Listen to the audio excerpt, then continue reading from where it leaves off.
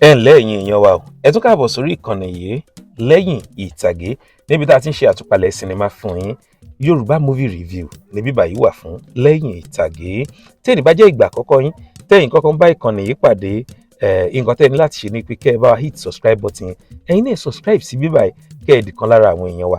Ẹ lè máa rí gbogbo àwọn notification wa bá a bá ṣe ń drop content tuntun, ẹ lè máa rí. Kí ni mo tún mú wá fún yín lónìí?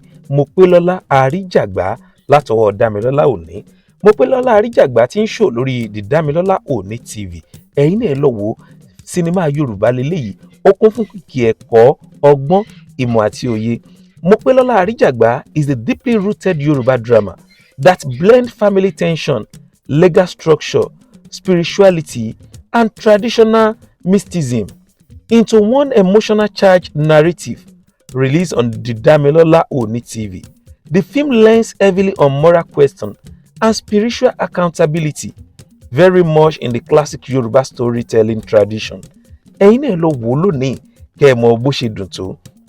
Abẹ́fẹ́ mọ àwọn tó kópa nínú sinimá yìí, ṣé ẹ mọ Èsúsú ilẹ̀kùn méje ti Fẹ́mi Adébáyọ̀. Èsúsú náà wà nínú sinimá yìí.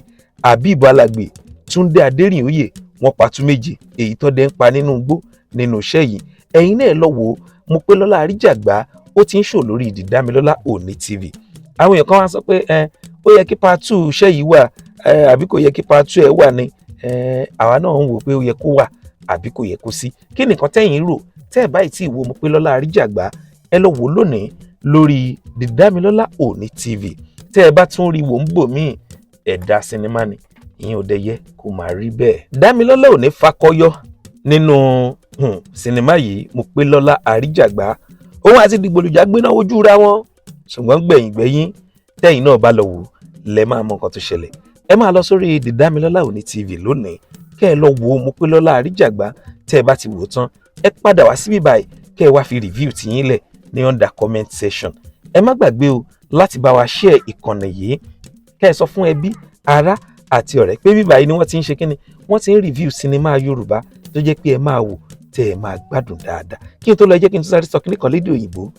Mopélọ́lá Àríjàgbá is a long-form emotional-rich Yoruba drama that will appeal strongly to viewers who enjoy spiritual theme, legal conflict, family tension, and traditional power narrative. It's a film that asks viewers to reflect on justice, faith, and personal responsibility. Ẹ̀yin náà kúkú mọ Dámilọ́lá Òní, ìpè kì í bá wọn hera débi tí ó hera tí ò lọ́mọ. Mopélọ́lá Àríjàgbá, ó ti ń ṣò lórí the Damilola Oni TV. Ó ti ń ṣò lórí the Damilola TV. Ẹ̀yin ẹ lọ wò ń bẹ̀, ẹ gbádùn. Ṣé ẹ̀yin wá ń retí apá kejì àbẹ́ retí apá kejì ẹ̀?